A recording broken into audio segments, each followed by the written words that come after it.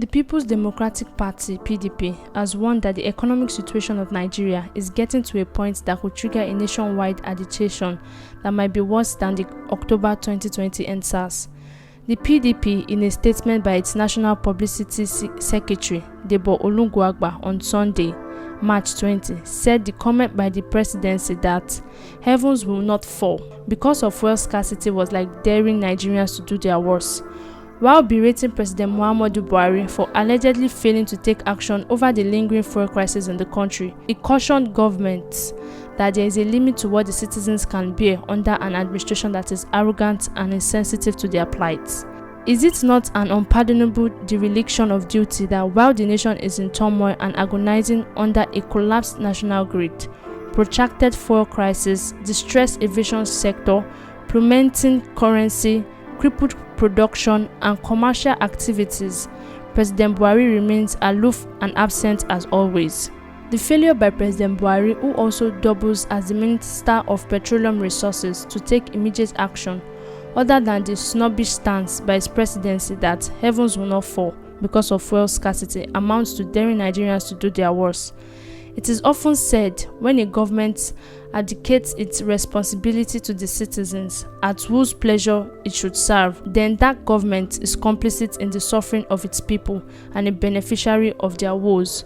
Sadly today, thousands of small and medium-scale enterprises, the drivers of the economy, are folding up daily.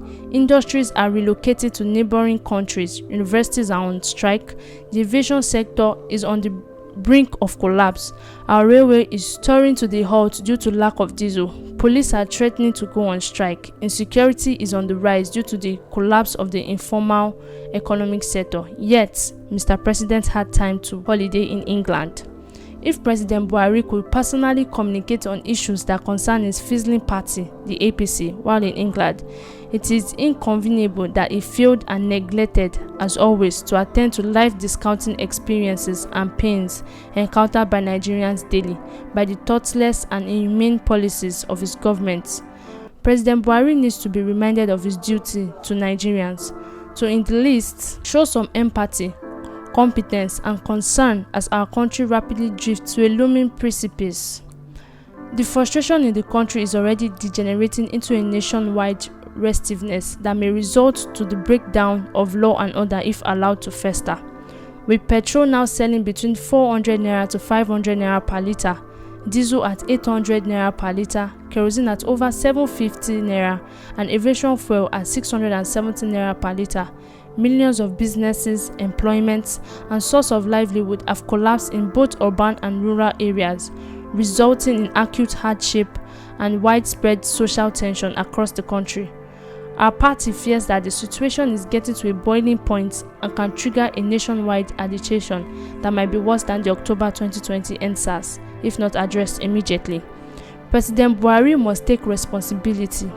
He should stop abdicating his duties by sending his aides to issue wild claims, fake promises, and non-committal apologies on the abysmal failures of his administration, he said.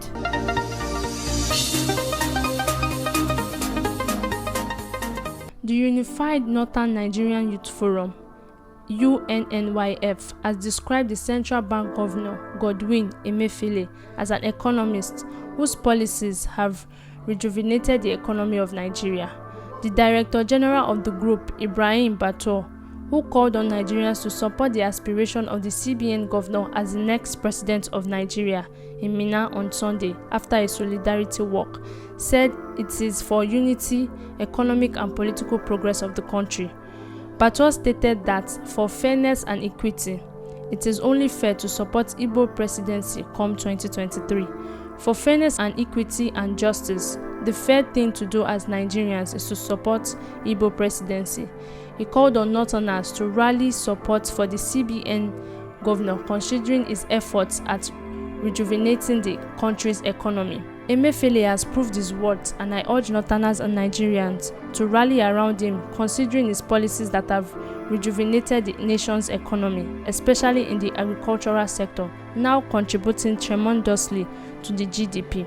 He added that if elected as a financial expert and an economist, the CBN governor will replicate those impacted policies in other sectors of the economy for the betterment of the country to enable Nigerians to join the League of Nations. The group also enumerated some achievements of the CBN governor, adding that they are enough to prove that he has the capacity to improve the economy of Nigeria, anchor borrowers and other financial support to the fewer privileges in our communities, 5,000 vulnerable people support programs for olds in our communities, and traders' money, among others, is stated.